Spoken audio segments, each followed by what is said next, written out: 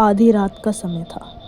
गांव के पुराने बरगद के पेड़ पर हवा रुककर चल रही थी। दो दोस्त रघु और मोहन आपस में बात कर रहे थे, शायद बहुत गंभीर, क्योंकि दोनों के चेहरे पर बहुत ज़्यादा सिकुड़न थी। तभी रघु अपने दोस्त मोहन से बोलता है, आए मोहन, सुना है आज भी कहीं उस बरगद के नीचे गया तो जिंदा वापस नहीं आया है यार। तभी मोहन कांपते हुए अपने दोस्त से बोलता है, भाई ये दीवाला तांत्रिक का ही काम है, वही तो सबकी मौत का कारण है, तुझे यही तो नहीं पता। आखिर क्या था ऐसे गांव में जिसकी वजह से लोग बरगद के पेड़ के पास कभी नहीं जाते थे। ये जानने के लिए आपको वीडियो को एंड तक देखना होगा। Do like, share and subscribe this channel. और गाइस, जिन बात दुल्हन पार्ट 1 स्टोरी देखना ना भूलें और ऐसे एंटरटेनिंग वीडियोस के लिए हमारे चैनल को सब्सक्राइब कीजिए। अचानक उन्हें तेज़ घंटियों की आवाज़ सुनाई देती है, जैसे उस बरगद के पेड़ के पास से आ रही है। गांव में उस बरगद के पेड़ की बहुत सी कहानियाँ मशहूर हैं, जैसे कि सिद्धि, तांत्रिक शक्ति और लोगों को वश में करना। दोनों उन घंटियों की आवाज़ को सुनकर सहम जाते हैं। तभी रघु अपने दोस्त से बोलता है, चुप, कोई चल रहा है, वहाँ देखना पड़ेगा। वो दोनों बुरी तरह से डर जाते हैं। दोनों उठते हैं और बिना कुछ सोचे समझे वहाँ से भागने की सोचते हैं, क्योंकि आज अगर वो भागे नहीं तो शायद उनका सामना मौत से होने वाला है और ये उनकी ज़िंदगी का आखिरी दिन होने वाला है। वो बिना कुछ देखे, ना आप देखे ना ताव, बस भागने लगते हैं और उनकी परछाई भी गायब होने लगती है। भागते भागते उनके सामने एक अजीब चीज़ आती है, जिसे देखकर उन दोनों के रोंगटे खड़े हो जाते हैं। उन्होंने अपनी ज़िंदगी में पहली बार ऐसा कुछ भयानक देखा था। उन्हें अपनी आंखों पर विश्वास नहीं हो रहा था कि ये सच है या फिर एक बहुत बुरा सपना। एक लंबा काला आदमी उनके सामने खड़ा होता है। उसके हाथ में खोपड़ी और गले में खोपड़ियों की माला और आंखें एकदम लाल चमकाती। उसने धीमी सी आवाज़ में उन दोनों से कहा, आ गए, तुम्हारा इंतजार था मुझे।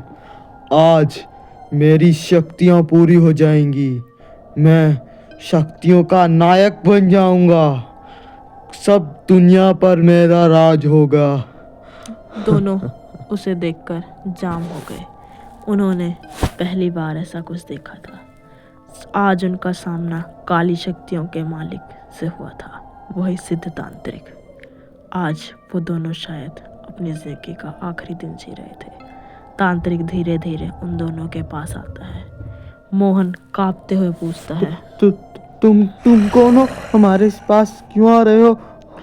तभी वो तांत्रिक हंस पड़ता है। लोग मुझे काली शक्ति का तांत्रिक कहते हैं और मेरी शक्ति के सामने किसी की नहीं चलती, क्योंकि मैं हूँ काली शक्तियों का मालिक। रघु चिल्लाता है, हमें जाने दो, हमें बचाओ, हमने तुम्हारा क्या बिगाड़ा है?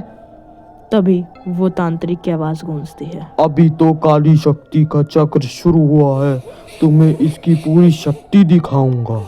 वो जो खोपड़ी जमीन पर पड़ी है वो उस पर मंत्र बोलने शुरू करता है और खोपड़ी की आंख से धुआं निकलने लगता है। मोहन बुरी तरह से भयभीत हो जाता है और वो डर कर बोलता है, रघु, ये जिंदा हो रही है, अब हमारा कुछ नहीं हो सकता, अब हमें मरने से कोई नहीं रोक सकता। वो दोनों बुरी तरह से घबरा जाते हैं। वो तांत्रिक बहुत जोर से हंसता है। ये आत्मा तुम्हारे पीछे ही तो रो रही थी, अब मैं इसे बुला रहा हूँ। रघु अपने दोस्त से बोलता है, यार ये पेड़ पे देख यार, कैसी परछाई सी दिख रही है यार, ये किसी की तो परछाई है। भाई अब हमारे मौत का कारण ये तांत्रिक ही बनेगा और इस परछाई का इससे कुछ ना कुछ तो लेना देना है मेरे भाई। तभी अचानक से पेड़ पर एक परछाई उभरती हुई दिखाई देती है, एकदम काली, और वो किसी महिला की प्रतीत होती है, जैसे वो तांत्रिक ने ही उसे जागृत किया हो। उसके लंबे बाल हवा में उड़ रहे होते हैं। मोहन चीख पड़ता है, रघु ऊपर देख भाई, कोई बैठा है। तांत्रिक बोलता है। वो चुड़ैल है, यह मेरे बुलाने पर आती है मौत की राह खोलने। चुड़ैल एक झटके से पेड़ से नीचे की ओर कूदती है और उसकी आवाज़ बहुत ज़्यादा भयानक होती है। तभी वो तांत्रिक उस चुड़ैल को बोलता है, इन दोनों को दिखा असली काली शक्ति का खेल। रघु बुरी तरह से डर जाता है। भाई भाई, ये हमें मार देगी भाई। भाई चल यहाँ से भागते हैं भाई, चल। तांत्रिक दोनों को घसीटता है और उन्हें उस चुड़ैल की ताकत से एक गुफा की ओर खींचने लगता है। वो इस तरीके से खींचता है जैसे उनके शरीर में से कंकाल निकलकर बाहर आ जाए। वो उन्हें घसीटकर एक काली गुफा में ले आता है और अंदर चारों तरफ सूखे कंकाल, हड्डियों के ढांचे और खून के छींटे दिखाई देते हैं। मोहन बुरी तरह से रो रहा होता है। वो उस तांत्रिक से बोलता है, हमें यहाँ क्यों लाए हो? हमारे साथ क्या करोगे? तभी वो तांत्रिक उन्हें बोलता है, यहाँ काली शक्ति की सिद्धि की जाती है। अच्छे यहाँ पर आकर अपना दम तोड़ देते हैं। जहाँ हर साल एक नई आत्मा चढ़ती है, वहाँ यहाँ पर हर एक साल नई काली शक्ति उभरती है। और आज वो काली शक्ति उभारने के लिए इनकी बलि की जरूरत थी। रघु तभी बोलता है, हम चढ़ावा नहीं बनेंगे, हमें छोड़ दो, हम चले जाएंगे यहाँ से, हम किसी को नहीं कुछ बताएंगे। तभी वो तांत्रिक बहुत गुस्से की आवाज में उन दोनों को बोलता है, तुम्हारी मर्जी की कोई कीमत नहीं है। आत्माएं तुम्हें बुला रही हैं, अब तुम्हें अपनी जान देनी ही पड़ेगी। तभी अचानक गुफा की दीवारों से कर्राने की आवाज़ आने लगती है। शायद वो मर चुकी आत्माएं वहाँ पर गूंज उठती हैं और उनकी आत्मा बुरी तरह से रोने लगती है। वो तांत्रिक ने ज़मीन पर एक बहुत बड़ा गोला बनाया होता है जिसमें वो अपनी तंत्र सिद्धियाँ करता है। मोहन उस तांत्रिक से बोलता है, ये किस लिए है? इसका तुम क्या करोगे? हमारे को यहाँ पर क्यों लाए हो? क्या करोगे यहाँ पर हमारे साथ? तभी वो तांत्रिक उनसे बहुत ऊंची आवाज में बोलता है, जाओ, खड़े हो जाओ यहाँ पर। आज तुम्हारी बलि देकर मेरी शक्ति और बढ़ जाएगी और यही तुम्हें दूसरी दुनिया में भेजने का रास्ता है। रघु बुरी तरह से चिल्लाता है, हम नहीं खड़े होंगे, हमें जाने दो। तभी वो तांत्रिक बहुत गुस्से में गरजता हुआ बोलता है, तो फिर लगता है तुम्हारे लिए चुड़ैल ही बुलानी पड़ेगी।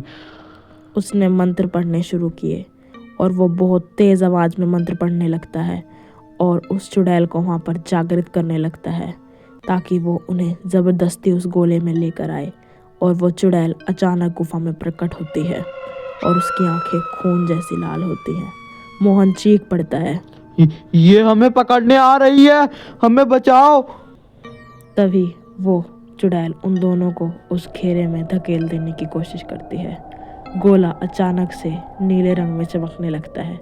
मोहन चिल्लाता है, कुछ हो रहा है रघु, नीचे खींच रहे हैं हम। और रघु डरकर बोलने लगता है, भाई कोई हमें बचाओ, कोई हमें बचाओ भाई। वो तांत्रिक मुस्कुराता है, अब तुम शक्ति के दास बन चुके हो और मैं इस दुनिया पर राज करूंगा। अचानक हवा बहुत तेज होती है और गुफा के अंदर ऐसा प्रतीत होता है जैसे तूफान आने लगा है। कंकाल जमीन से उठकर उसके आसपास मंडराने लगते हैं जैसे सारा शक्ति का चक्र उल्टा पड़ने लगा हो। वो चुड़ैल एक बार जोर से चिल्लाती है और बोलने लगती है, एक बार चक्र पूरा हो गया तो तुम्हें कोई वापस नहीं ले जा सकता, तुम्हें काल चक्र का दास बनना ही होगा। गुफा का पूरा माहौल एकदम से भयानक हो गया था। तांत्रिक आखिरी मंत्रों को जाप करने लगा था जिससे कि वो उन शक्तियों के ऊपर काबू पा सकता था और इस पूरी दुनिया पर राज कर सकता था। तभी गोले अजीब तरीके से खुद ही घूमने लगता है और उसके अंदर से आग निकलने लगती है। चुड़ैल और पास आ जाती है। लाखों फुसफुसाहटें आपस में गूंज उठती हैं जैसे सैकड़ों आत्माएं उस गुफा में कैद हों। आओ साथ आओ, साथ आओ हमारे। मोहन रोने लग जाता है। रघु क्या है ये? हमारी आखिरी रात है क्या ये? रघु जोर से चिल्लाता है। नहीं, कोई चमत्कार होगा जिससे हम बचेंगे। और तभी गुफा की दीवारें अचानक कांपने लग जाती हैं। दूर सियारों की और अजीब जानवरों की आवाज़ बहुत तेजी से आने लगती है, जैसे सब मिलकर उन्हें इस गुफा से बचाने की कोशिश में लग गए हैं। कहीं दूर से किसी की कदमों की आवाज़ आती है। तांत्रिक चिल्लाता है, ये कौन आ गया है? चुड़ैल गरजती है। चक्र अधूरा रह गया, अभी पार्ट बाकी।